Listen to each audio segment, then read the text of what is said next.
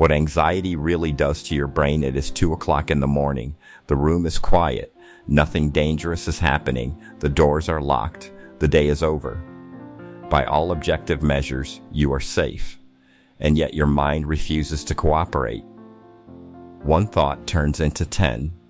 Tomorrow's responsibilities suddenly feel overwhelming.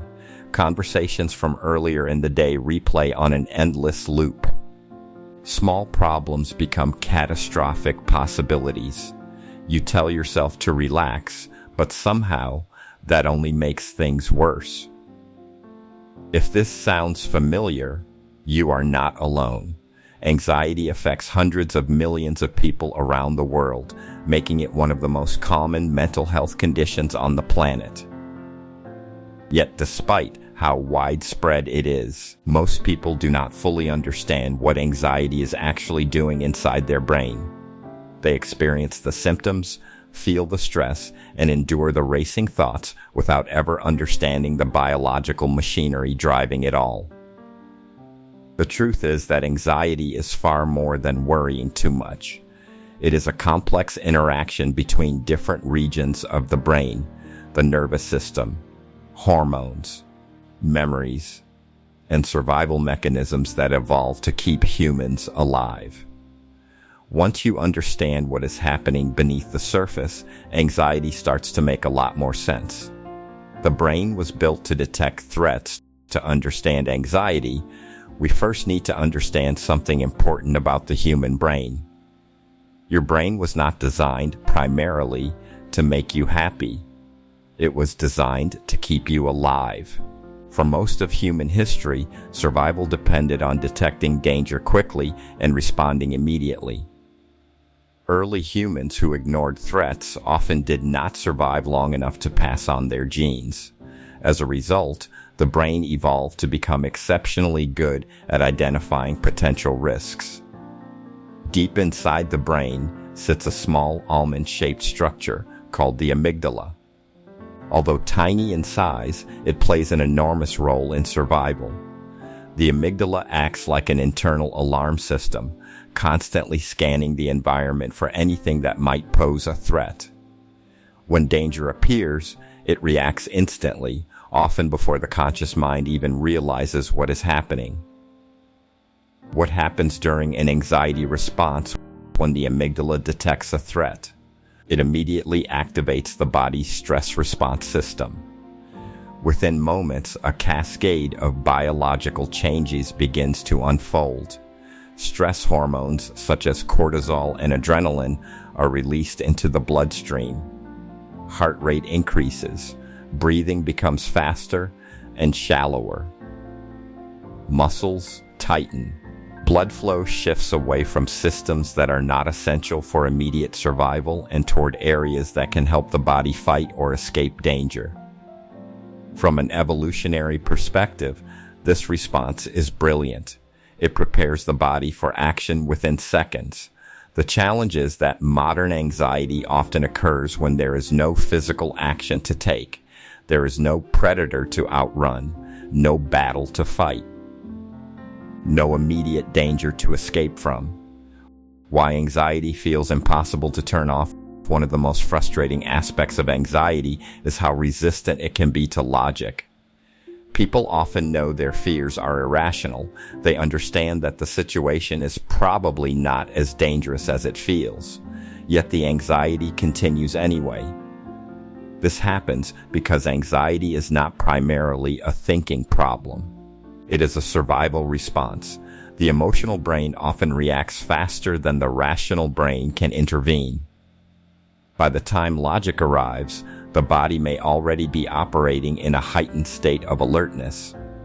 This creates a confusing experience where a person simultaneously understands that everything is probably fine while feeling completely convinced that something is wrong. The disconnect between rational understanding and emotional experience is one of the reasons anxiety can feel so exhausting. Individuals often find themselves trapped in a battle between what they know and what they feel. Unfortunately, feelings generated by the survival system tend to be incredibly persuasive. The impact of chronic anxiety on the brain. Occasional anxiety is a normal part of being human. Chronic anxiety, however, can have a much deeper impact on brain function. Research has shown that prolonged activation of the stress response can influence several important brain regions over time. One of these regions is the prefrontal cortex, which is responsible for reasoning, decision-making, emotional regulation, and perspective.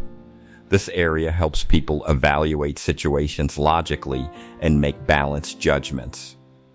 Chronic stress and anxiety can reduce the efficiency of this system, making it harder to think clearly under pressure. This creates a frustrating cycle. Anxiety makes rational thinking more difficult, and reduced rational thinking can make anxiety feel even stronger. Why anxiety loves the future. One of the defining characteristics of anxiety is its obsession with the future.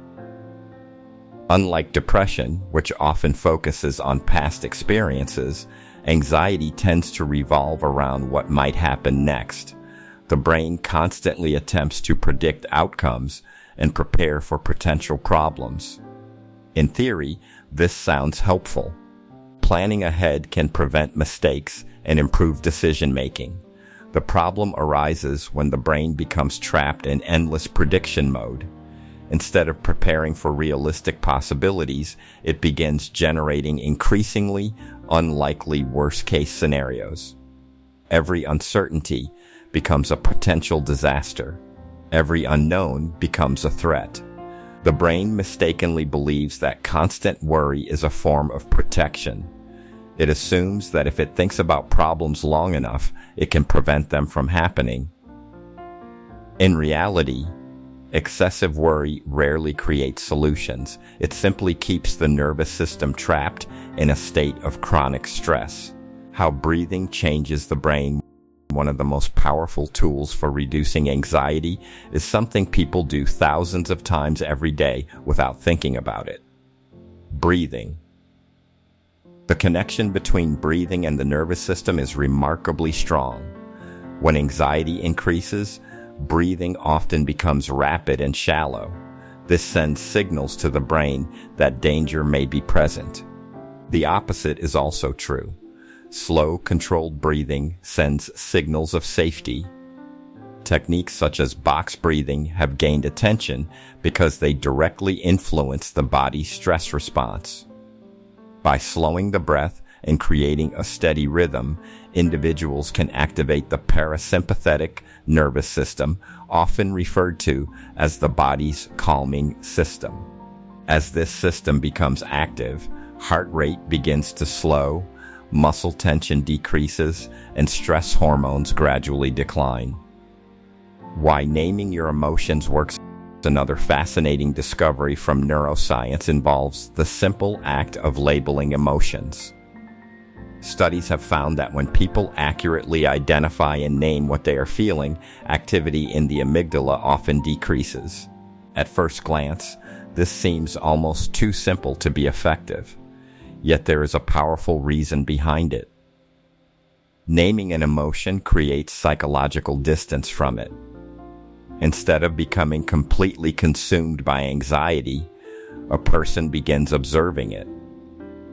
The shift may seem subtle, but it changes the relationship between the individual and the emotion. Rather than saying, "I am anxious," people begin recognizing that I am experiencing anxiety.